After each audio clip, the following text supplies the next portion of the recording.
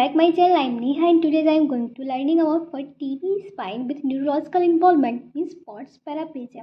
आज के इस वीडियो में हम POTS paraplegia पढ़ने वाले हैं. लास्ट का जो वीडियो था उसमें हमने POTS स्पाइन डिस्कस किया हुआ था. वीडियो स्टार्ट करने से पहले हम थोड़ा सा जनरल आइडिया ले लेते हैं tuberculosis of bones and joint. तो ट्यूबरक्लोसिस टाइप होता कैसे हमारी बॉडी में, जब भी हम कोई ऐसे पर्सन के कांटेक्ट में आते हैं जिससे पहले से ही ट्यूबरक्लोसिस हुआ है तो उसके पर्सन के कांटेक्ट में आने से हमारे जो ट्यूबरक्लोसिस के बैक्टीरिया होते हैं माइकोबैक्टीरियम ट्यूबरक्लोसिस वो भी हमारी बॉडी में एंटर कर जाते हैं एंड वहाँ पे स्प्रेड कर जाते हैं. मेनली जो अफेक्ट करते हैं हमारे लंग्स को अफेक्ट करते हैं, उसको लिम्फ नोड को करते हैं एंड फिर उसके बाद हमारे स्पाइन को and then hip and then knee and elbow. तो ये इसका एक फ्रिक्वेंसी एक वे होता है स्प्रेड करने का. तो पॉट्स स्पाइन में क्या होता है कि ट्यूबरक्लोसिस स्प्रेड कर जाता है हमारी स्पाइन पे.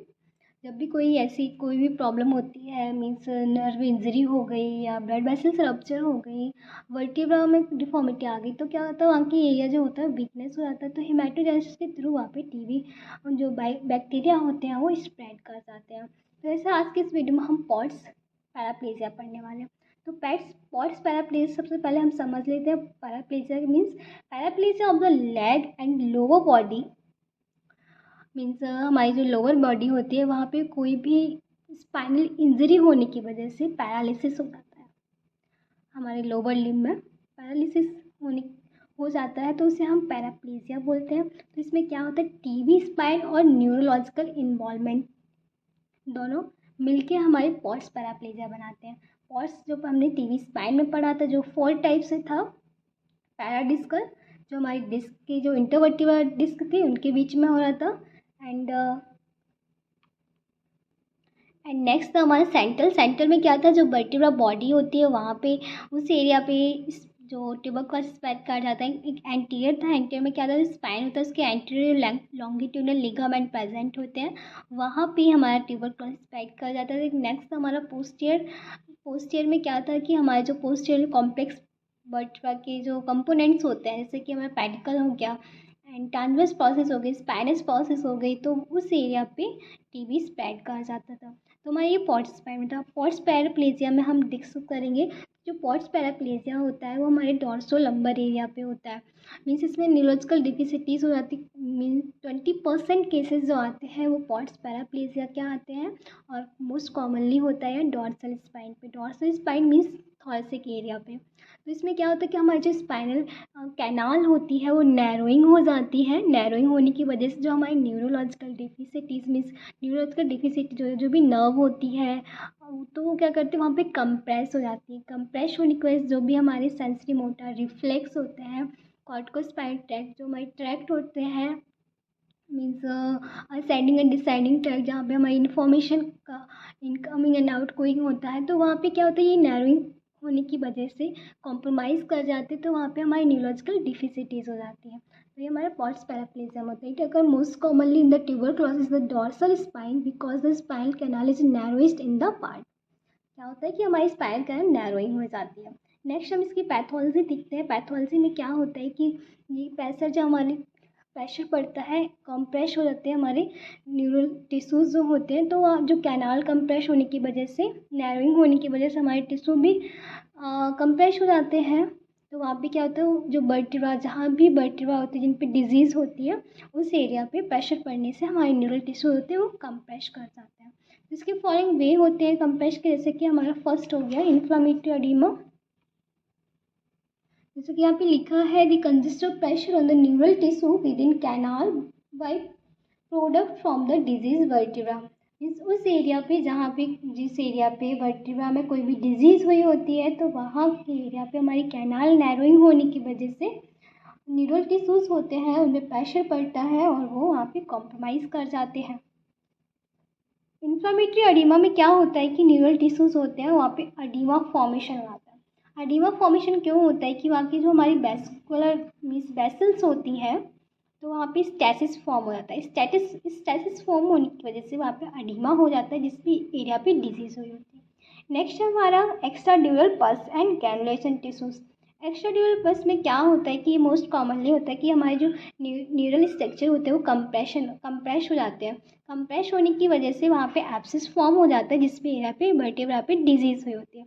और कंप्रेस हो जाते हैं, हमारे न्यूरल स्ट्रक्चर भी हो जाते हैं एंड वहाँ पे ये सेम होता है हमारे जैसे कि एक्स्ट्रा ड्यूरल ट्यूमर होता है उसके जैसा सेम होता है। तो उसमें हमारे न्यूरल टिश्यूज़ होते हैं वो कंप्रेस कर जाते हैं। नेक्स्ट है हमारे पास स्क्वेस्ट्रा। स्क्वेस्ट्रा में क्या होता है, इसमें हमारी जो बोन होती है वो डीवेस्कुलाइज हो जाती है, वहाँ पे ब्लड सप्लाई पुअर हो जाती है एंड जो भी मटेरियल प्रेजेंट होता है हमारे डिस्क के अंदर वो भी वहाँ से डिस्प्लेस्ड हो जाता है, कैनाल से डिस्प्लेस्ड होके या डीवेस्कुलाइज हो जाता है, तो वहाँ पे न्यूट्रिएंट सप्लाई बहुत कम हो जाती है, तो उसको हम स्क्वेस्ट्रा बोलते हैं। नेक्स्ट होता है कि हमारे इंटरनल गिब्बस। इंटरनल गिब्बस क्या होता है कि जो हमारे स्पाइन होती है, स्पाइन एंगुलेटेट कर जाती है। एंगुलेटेशन जब कोई डिजीज होती है स्पाइन, तो स्पाइन एंगुलेटेड हो जाती है, तो जो स्पाइन की जो एंटीरियर वॉल होती है मीन्स एंटर लॉन्गिटल लिगामेंट की साइड की जो वॉल होती है स्पाइनल कैनाल में, तो वहाँ पे गिब्बस फॉर्मेशन आता है। गिब्बस फॉर्मेशन कैसा होगा वो दिखाती हूँ। Angulation of the diseased spine may lead to formation of the bone ridge in the anterior wall of the spinal canal. So ये हमारी स्पाइनल कैनाल है, ये हमारा एंटीरियर एरिया हो गया। एंड तो एंटीरियर साइड क्या होता है कि पहले तो ये एंगुलेटेड कर गया, मीन्स ऐसी थी पर यहाँ पे क्या थोड़ा सा रोटेट हो गया, एंगुलेटेट कर गई जिसमें जहाँ पे जीज थी स्पाइन में, और वहाँ पे एक बॉनी रिज फॉर्मेशन हुआ। मीन्स ये हमारा वर्टेब्रा था, यहाँ पे ये हमारे बॉनी रिज फॉर्मेशन हो गया, वो कहाँ पे anterior wall of the spinal cord, तो इसे हम बोलते हैं इंटरनल गिब्बस। नेक्स्ट क्या है हमारा इन्फाक्शन हो जाता है। इन्फाक्शन हो जाता है वैसे स्पाइनल कॉर्ड में, तो ये हमारी पैथोलॉजी चल रही है, इन्फ्लामेशन रिस्पॉन्स देखने को मिलता है, एक्सट्राड्यूरल पस फॉर्मेशन हो जाता है, स्क्वेस्ट्रा हो जाता है, इंटरनल गिब्बस फॉर्मेशन होता है, infarction of spinal cord.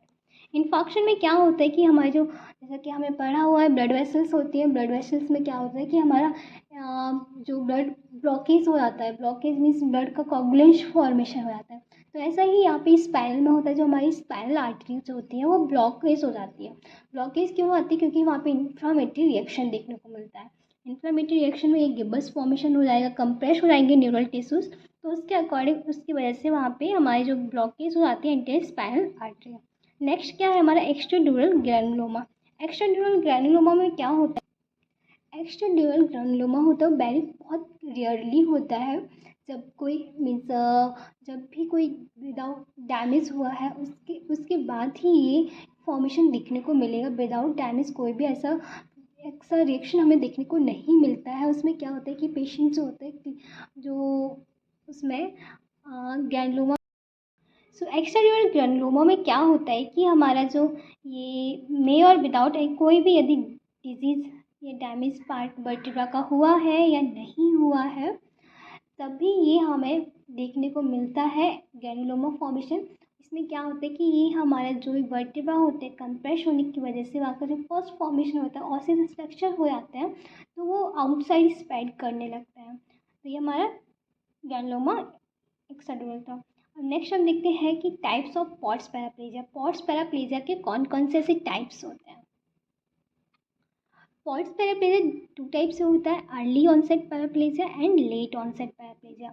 Early onset paraplegia means क्या होता है, जो नेम से ही पता चल रहा है कि अर्ली, ये पैराप्लेजिया होता है जब हम एक्टिव फेज में होता है, मीन्स स्पाइन ट्यूबरक्लोसिस होता है वो एक्टिव फेज में होता है, उस टाइम ये हमें उस टाइम का जो पैराप्लेजिया होता है इसे हम अर्ली ऑनसेट बोलते हैं, और ये विद इन 2 ईयर्स के बीच का होता है। Paraplegia occurring during active phase and this is usually within 2 years of. And late onset paraplegia क्या होता है कि ये सेवरल ईयर्स हो जाते हैं, मीन्स आफ्टर जब हमारे ट्यूबरक्लोसिस स्पाइन हुआ उसकी उस स्पाइन ट्यूबरक्लोसिस स्पाइन होने के बाद हमें कई सालों बाद हमें ये लेट ऑनसेट पैराप्लेजिया देखने को मिलता है। इसके हम कॉजेज़ देखते हैं, क्या अर्ली पैराप्लेजिया के और लेट पैराप्लेजिया के कॉजेज़ होते हैं। Causes of paraplegia in TB of spine. Early onset, सबसे पहले हमें क्या इन्फ्लामेटरी रिएक्शन देखने को मिलता है। कोई भी प्रॉब्लम आती है, कोई भी इंजरी होती है, सबसे पहले हमें जो साइन देखने को मिलता है वो इन्फ्लामेटरी रिस्पॉन्स होता है। तो उसमें क्या होता है कि एब्सिस मोस्ट कॉमन हो जाता है जब भी अर्ली ऑनसेट पैराप्लेजिया होता है। जो हमारी स्पाइन इंजरी या वर्टिब्रा जब कंप्रेस होते हैं तो वहाँ पे हमारा एब्सिस फॉर्मेशन देखने को मिलता है and granulation tissues and posterior spinal disease, infective thrombosis of the spinal blood supply. कोई भी थ्रोम्बोसिस फॉर्मेशन मिल जाता है ब्लड सप्लाई में, ग्लूटामेटेशन टिश्यूज़ का फॉर्मेशन होता है वो कम हो जाता है पोस्ट स्पाइनल डिजीज़ कोई होने की वजह से। तो ये हमारे अर्ली ऑनसेट में। एंड नेक्स्ट है मैकेनिकल कॉज। मैकेनिकल कॉज में क्या होता है कि स्क्वेस्टम इन कैनाल में क्या होता है कि कोई भी बोन होती है वहाँ से उस छोटे छोटे पार्टिकल में बोनी जो फॉर्मेशन होता है वो बाहर निकलने लगता है, पार्टिकल्स होते हैं वो ब्रेक होने लगते हैं। And infective degenerated disc in canal, कोई भी degenerate disc canal formation infected हो जाती है, पैथोलॉजिकल डिसलोकेशन होने के चांसेस होते हैं। तो ये हमारे अर्ली ऑनसेट में हमें कॉजेज देखने को मिलते हैं। नेक्स्ट हम देखते हैं लेट ऑनसेट में क्या होता है। लेट ऑनसेट में recurrence of disease. Recurrence disease में कोई भी डिजीज़ पहले से थी उसके बाद फिर से वो रिटर्न आके हो गई, तो इसमें हमारे रिकरेंस ऑफ डिजीज़ होता है। इंटरनल गिब्बस अभी जो आपको हमने बताया था, जिसमें क्या होता था कि एक हमारी जो स्पाइन है वो एंगुलेटेट कर जाती है, उसके एंटीरियर वॉल पर थोड़ा सा रिज फॉर्मेशन देखने को मिलता है। एंड फिब्रस सेप्टे, ये हमारे लेट ऑनसेट पैराप्लेजिया के कॉजेज होते हैं। नेक्स्ट हम देखते हैं क्लिनिकल फीचर्स क्या होते हैं। अभी तो हमने कॉजेज डिस्कस किए थे, अब हम देखेंगे उसके साइन सिम्टम्स क्या देखने को मिलेंगे। जब भी पॉट्स पैराप्लेजिया होता है तो हमारी मसल्स क्या होगी, वीकनेस हो जाएगी मसल्स में। एंड पैराप्लेजिया हो जाएगा in extension, paraplegia in flexion, and हमारा कंप्लीट फ्लैसिड पैराप्लेजिया देखने को मिलता है। तो मसल्स वीकनेस में हम अपन को क्या देखने को मिलेगा कि हमारी जो कॉर्टिकोस्पाइनल ट्रैक्ट होती है, कॉर्टिकोस्पाइनल ट्रैक्ट क्या करती है, हमारे जो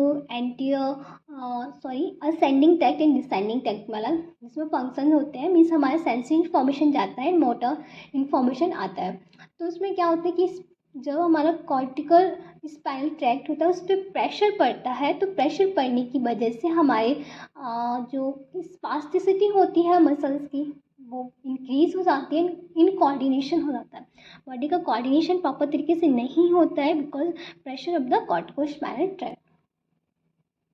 एंड नेक्स्ट है पैराप्लेजिया इन एक्सटेंशन। पैराप्लेजिया इन एक्सटेंशन में क्या होता है कि हमारी जो मसल्स होती है उनका टोन होता है वो इंक्रीज हो जाता है।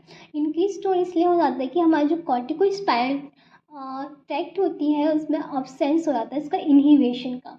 एंड पैराप्लेजिया जो एक्सटेंशन हो जाता है, tone of muscles in coordination, tone of muscles in increase due to absence of normal corticospinal inhibition.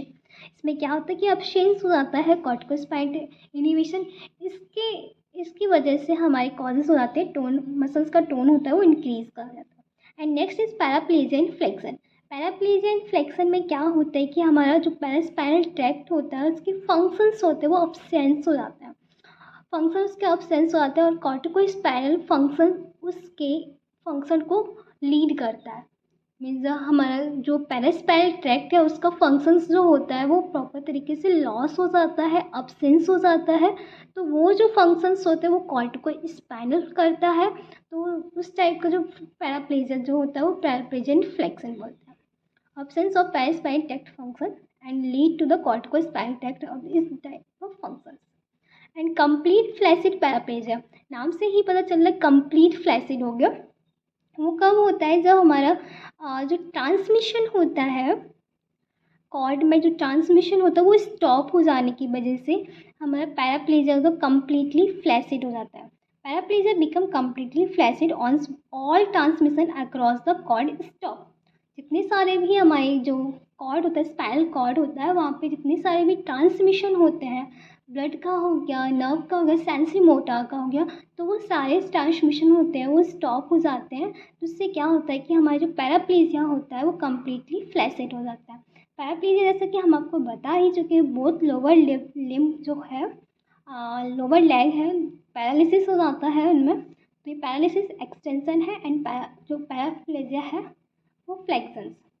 तो ये हमारे क्लिनिकल फीचर्स देखने को मिलेंगे जब भी आपको कोई भी ऐसा पेशेंट आता है जिसके पॉट्स पैराप्लेजिया है। तो वो इन सारे सिम्टम्स को बताया कि हमारी मसल से स्पाज़म हो गया और टोन इंक्रीज हो गया और हमारा कम्प्लीटली फ्लैसिड हो गया। तो ये इनके सारे रीज़न ये होते हैं कि कॉर्टिकोस्पाइनल ट्रैक्ट होता है, उस पर प्रेशर पड़ता है, कॉर्टिकोस्पाइनल ट्रैक्ट का जो फंक्शन होता है अब्सेंस हो जाता है एंड हमारे जो पैरास्पाइनल ट्रैक्ट होता है वो अब्सेंस हो जाता है। यहाँ पे ऑल ट्रांसमिशन जो भी होते हैं वो स्टॉप हो जाते हैं। नेक्स्ट हम देखते हैं ग्रेड ऑफ पॉट्स पैराप्लेजिया। कौन कौन सी ग्रेड्स होती हैं। मेनली हमें 4 टाइप की ग्रेड्स देखने को मिलती हैं पैराप्लेजिया में, grade 1, grade 2, grade 3 and grade 4। तो ये ग्रेड जो होती हैं वो होती हैं बेस मोटर इन्वॉल्वमेंट के बेस पे, कि हमारा कितना मोटर इन्वॉल्वमेंट हमारे लिम्ब का कर रहा है, हमारे जिस भी एरिया पे अफेक्शन हुआ है वहाँ पे हमारा मोटर रिस्पॉन्स कितना मिल रहा है। तो उसके अकॉर्डिंग हमारे जो पॉट्स पैराप्लीजिया होता है उसमें ग्रेड्स होती हैं। तो ग्रेड 1 में क्या होता है, कोई भी जो भी पर्सन होता है, पेशेंट होता है, वो अनअवेयर होता है कोई भी उसमें डिफिसिटीज़ होने की, उससे कोई भी ऐसा आइडिया नहीं होता है कि हमारे न्यूरल डिफिसिटीज़ हुई है।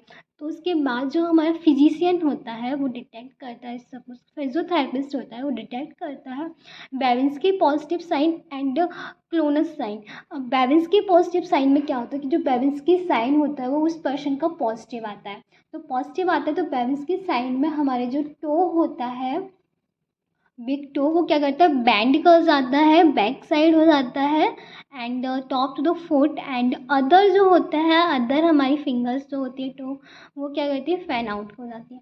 Means patient is unaware of the neural deficits, उसे कोई भी ऐसी नॉलेज नहीं होती है, उसे कोई भी ऐसा आइडिया नहीं होता है कि उसे पॉट्स पैराप्लेजिया है। एंड फिजिशियन डिटेक्ट करता है बेविंस्की पॉजिटिव। बेविंस्की में मतलब जो हमारा टो है उसका थोड़ा सा डायग्राम मेरे को सही से नहीं आ रहा है, सॉरी। पॉट जो उसका टो होता है वो एक्सटेंड, सपोज कर लेते हैं हमारा ये बिग टो है। तो ये इस टाइप से एक्सटेंड, ऐसे ऐसे फिंगर्स होते आते इस टाइप का हमें देखने को मिलता है। एंड नेक्स्ट इज उसमें हमें क्रोनस साइन भी देखने को मिलता है। क्रोनस साइन में क्या होता है कि जो हमारे मोटर्स मूवमेंट को चेक करने के लिए हम, जो फिजिशियन होता है वो डिटेक्ट करता है हमारे पाम पे हैंड को प्रेस करके एंड रिफ्लेक्स चेक करते हैं क्लोनस साइन में, जो पटेलर पे और हमारे एंकल जॉइंट पे। एंड ग्रेड 2 क्या होता है, ग्रेड 2 में जो पेशेंट आता है उसकी कुछ कंप्लेन होती है, उसमें उससे जो सिम्टम्स फील होते हैं, कंप्लेन होती है कि क्लम्सीनेस हो रहा फील, हम इनकोऑर्डिनेशन हो रहा है, स्पास्टिसिटी हो रही है जब भी वो वॉक कर रहा है एंड उसे वॉक करने नहीं कर पा रहा, किसी उसे सपोर्ट की भी नीड होती है, कभी सपोर्ट की नीड नहीं होती है, तो इस टाइप की उसे कंप्लेन होती है कि उसका इनकोऑर्डिनेशन हो रहा है, कोऑर्डिनेशन जो बैलेंस उसका बहुत ज़्यादा बिगड़ रहा है, इम्बैलेंस हो रहा है। Patient present with complain clumsiness in coordination और spasticity while walking but manage walk with और विदाउट सपोर्ट, वो मैनेज कर रहा है सपोर्ट के और सपोर्ट के बिना भी। नेक्स्ट ग्रेड 3 है। ग्रेड 3 में क्या होता है, जो पर्सन होता है वो वॉक नहीं कर पाता उसकी, क्योंकि उसकी जो वीकनेस बहुत ज़्यादा बढ़ जाती है, सीवियर वीकनेस हो जाती है। उसमें जो पैराप्लेजिया होता है वो एक्सटेंशन पैराप्लेजिया देखने को मिलता है। तो उसमें जितने भी जो सेंसेशन होते हैं वो सेंसेशन पार्शियली लॉस हो जाते हैं ग्रेड 3 में। तो ग्रेड 3 में जो पर्सन है वो not able to walk, severe weakness की कॉजेज है इसके सीवियर वीकनेस एंड एग्जामिनेशन करने से पैराप्लेजिया एक्सटेंशन देखने को मिलता है और उसके पार्शियल लॉस हो जाते हैं सेंसेशन।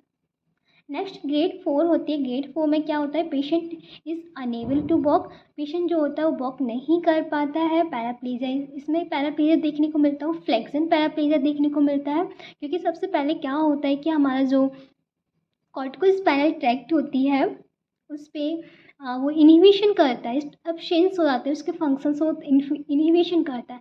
एंड फ्लेक्सन में क्या होता है कि हमारा पैरास्पाइनल ट्रैक्ट ही धीरे धीरे अब्सेंस हो जाता है, उसके फंक्शन ही अब्सेंट हो जाते हैं। तो कॉर्टिकोस्पाइनल ट्रैक्ट उसे लीड करता है, तो इसके वजह से क्या होता है, उसके जो वीकनेस बढ़ जाती है और पेशेंट होता है वो वॉक नहीं कर पाता है प्रॉपर तरीके से, मसल्स स्पाज्म देखने को मिल जाता है। And there is near complete loss of sensor with sphincter disturbance.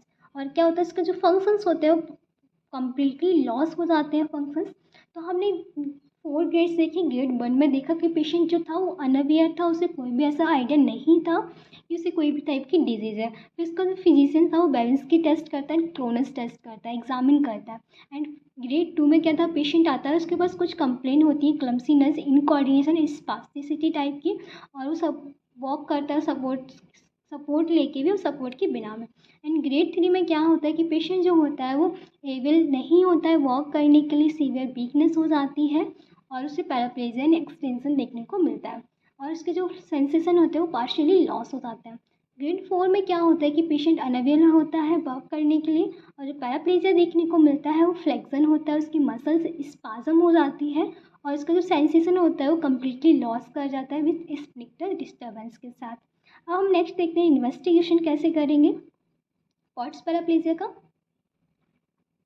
Investigation में सबसे पहले जो हम मीन्स हमने क्लिनिकल फीचर्स देख लिए, कॉजेज क्या है पैराप्लेजिया के, वो सारा कुछ हम डायग्नोज कर लेते हैं। उसके बाद हम रेडियोलॉजिकल साइंस देखते हैं, रेडियोलॉजिकल डायग्नोज करते हैं, इसमें हम एमआरआई करते हैं, सीटी स्कैन करते हैं। तो एमआरआई में क्या होता है कि हम देखते हैं कौन सा वर्टिब्रल डिस्ट्रक्शन हुआ है, type of vertebral destruction, and कौन सा वर्टिब्रा डिस्ट्रक्ट हुआ है। डॉर्सल स्पाइन पे हम इन्वेस्टिगेट करेंगे कौन सा वर्टिब्रा हमारा वहाँ पे डैमेज हुआ है। Presence of paravertebral soft tissue abscess, और हम पैरावर्टिब्रल सॉफ्ट टिश्यू एब्सिस को भी चेक करेंगे। जो हमने आपको बताया था कि पैरावर्टिब्रल होता है वो एंटरी, हमारा जो कोल्ड एब्सिस होता है वो स्प्रेड कर जाता है, वो हमने पॉट्स स्पाइन में डिस्कस किया था। And causes of paraplegia, paraplegia के क्या क्या कॉजेज हैं वो सारा कुछ हम देखते हैं, समझते हैं, इन्वेस्टिगेट करेंगे, एमआरआई स्कैन से पता कर सकते हैं। एंड सीटी स्कैन से क्या होता है कि हमें बेटर इवेलुएट हो जाता है वर्टिब्रल कैनाल कैसे कंप्रेस हुए, जो हमारे न्यूरल टिश्यूज कौन कौन से कंप्रेस हुए हैं एंड क्या न्यूरल डिफिसिटीज़ हुई हैं, कैनाल को हम डिटेक्ट करते हैं सीटी स्कैन के द्वारा। नेक्स्ट हम देखते हैं, हम इसके बाद हम ट्रीटमेंट रखते हैं। ट्रीटमेंट में हम ट्रीटमेंट देने से पहले हमारे कुछ प्रिंसिपल्स होते हैं। प्रिंसिपल में होता है कि हम कोई भी जो पर्सन है उसमें कौन सी डिजीज़ है, क्या इंजरी हुई है, पहले हम वो समझते हैं। फिर हमारा एक एम होता है कि हम उसमें जो उसकी रिकवरी कर सकें और इन्फेक्शन है उसे ख़त्म कर सकें, रिकवरी कर सकें, हीलिंग प्रोसेस को अचीव कर सकें एंड ड्रग्स के थ्रू, और हम उस एरिया को सपोर्ट प्रोवाइड कर सकें जिस भी एरिया को पर इन्फेक्शन हुआ है। तो यहाँ पे प्रिंसिपल में है to promote recovery of neural tissues to achieve healing and rehabilitation. So next हम देखते हैं कंजर्वेटिव ट्रीटमेंट के बारे में। सो ट्रीटमेंट होता है वो दो टाइप से डिवाइड होता है, conservative treatment and operative treatment. जो कंजर्वेटिव ट्रीटमेंट होता है वो फिजियोथेरेपिस्ट कराते हैं, ऑपरेटिव ट्रीटमेंट जो होता है वो ऑर्थोपेडिस्ट कराते हैं। तो कंजर्वेटिव ट्रीटमेंट में हम सबसे पहले पेशेंट को जो सपोर्ट प्रोवाइड करते हैं, स्प्रिंट ट्रैक्शन स्लिंग देते हैं एंड एंटी ट्यूबरकुलोसिस ड्रग्स देते हैं।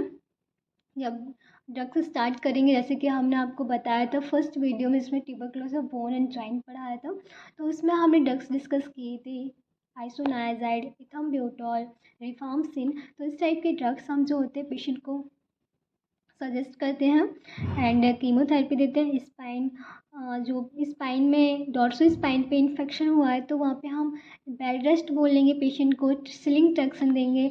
एंड सर्वाइकल स्पाइन पे प्रॉब्लम है तो कॉलर देते हैं, ट्रैक्शन देते हैं, बेड रेस्ट बोलते हैं पेशेंट को। एंड पैरालिसिस जो लिम्ब है उस पैरालाइज्ड हो गया है तो उसे हम सपोर्ट प्रोवाइड करते हैं। एंड पैराप्लेजिया है उसे इम्प्रूव करने के लिए हम कंजर्वेटिव ट्रीटमेंट कंटिन्यू देते हैं ब्रश की हेल्प से एंड मसल्स की स्ट्रेंथिंग को बढ़ाते हैं। और जो ब्रेस्टिंग हम देते हैं वो 6 to 12 मंथ के लिए हम पेशेंट को देते हैं। तो इसमें देखते हैं एंटी ट्यूबरकुलर कीमोथेरेपी देते हैं, रेस्ट प्रोवाइड करते हैं, sling traction for cervical spine के लिए, bed rest for dorsolumbar spine के लिए। And patient is allowed to sit in the bed with the help of brush as soon as spine gain sufficient strength. Means क्या होता है इसमें, patient जो होता है उसे जब पेशेंट बेड पे बैठने लगता है तो ब्रश की हेल्प से तो उसमें क्या होता है सफिशिएंटली हम मसल जो स्पाइन है उसकी स्ट्रेंथ को इंक्रीज करते गेन करते हैं। नेक्स्ट हम देखते हैं ऑपरेटिव मेथड। ऑपरेटिव ट्रीटमेंट में कैसे पेशेंट को हम ट्रीट करेंगे।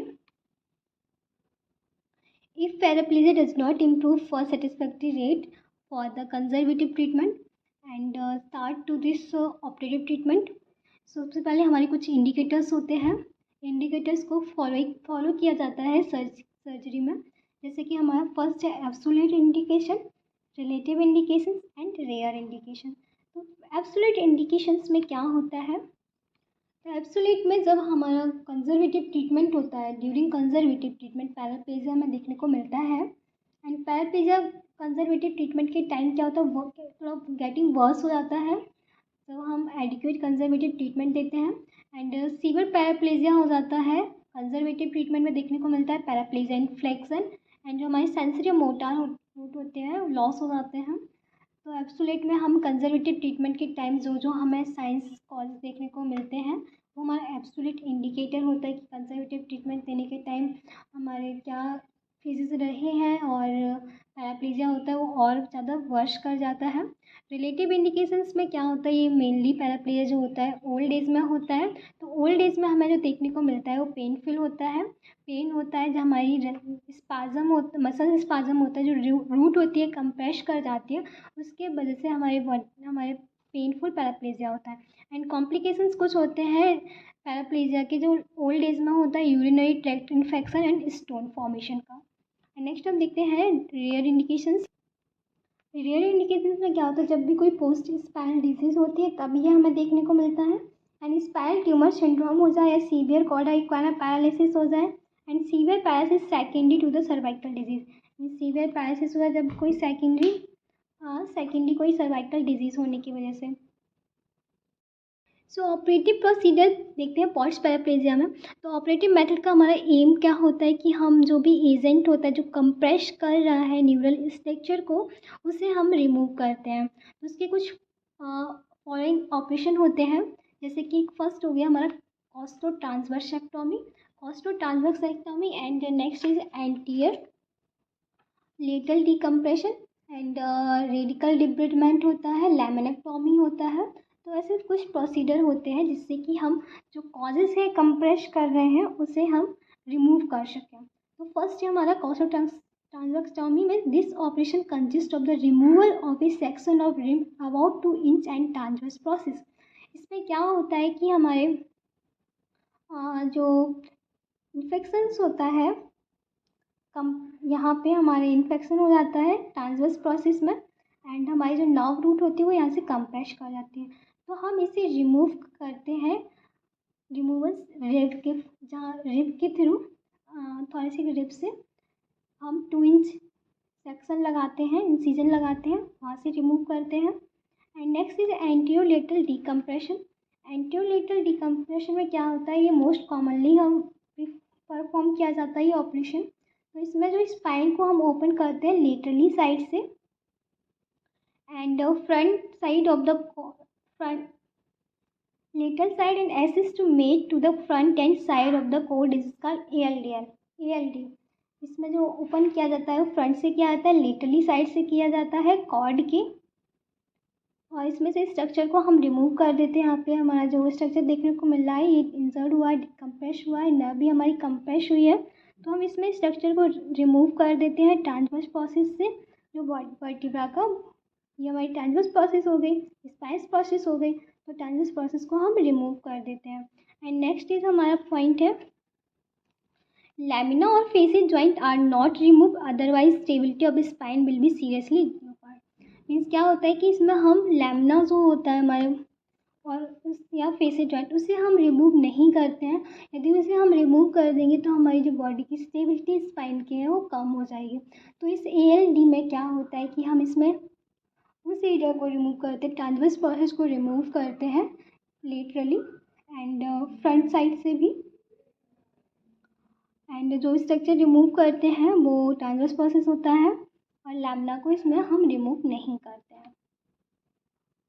नेक्स्ट है वो हमारा रेडिकल डिब्रिडमेंट एंड आर्थरोडोसिस या हांगकांग ऑपरेशन। तो इसमें क्या करते हैं, जो हमारे रेडिकल डिब्रिडमेंट फॉर्मेशन होता है उसे हम एक्सपोज कर देते हैं स्पाइन के थ्रू फ्रंट ट्रांसथोरेसिक एंड ट्रांसपेरिटोनियल अप्रोचेस के, वहाँ से हम रेडिकल डिब्रिडमेंट को एक्सपोज कर देते हैं। जितनी सारी भी डेड एंड डिजीज वर्टिब्रा होते हैं वो वहाँ से रिप्लेस कर दिए जाते हैं और एक रिग्राफ्टिंग कर दी जाती है। नेक्स्ट है हमारा लैमिनेक्टोमी। लैमिनेक्टोमी में क्या होता है, ये स्पाइनल ट्यूमर सिंड्रोम के केसेस में भी हम ये प्रोसीजर फॉलो करते हैं। जब भी जहाँ भी पैराप्लेजिया होता है तो वहाँ पे हम जो पोस्टीरियर स्पाइनल डिजीज़ होती है where paraplegia is result from the posterior spinal disease, जब हमारे पोस्टीरियर स्पाइनल डिजीज में पैराप्लेजिया होता है तो वहाँ पे हम ये लैमिनेक्टोमी प्रोसीजर अप्लाई करते हैं। नेक्स्ट कुछ हम ये हमारा ट्रीटमेंट था। सो आज के इस वीडियो में हमने डिस्कस किया है पॉट्स पैराप्लेजिया के बारे में, उसके टाइप्स देखे हैं, पैथोलॉजी देखी है और ग्रेडेड देखी है, क्लिनिकल फीचर्स क्या थे एंड कॉजेज भी डिस्कस किया, इन्वेस्टिगेशन डिस्कस किया है, ट्रीटमेंट देखा है, conservative treatment and operative treatment. I hope आपको ये वीडियो समझ आया होगा, आपके लिए बहुत हेल्पफुल रहा होगा। यदि आपके लिए वीडियो हेल्पफुल रहता है तो please like and subscribe. Thank you so much and keep supporting me.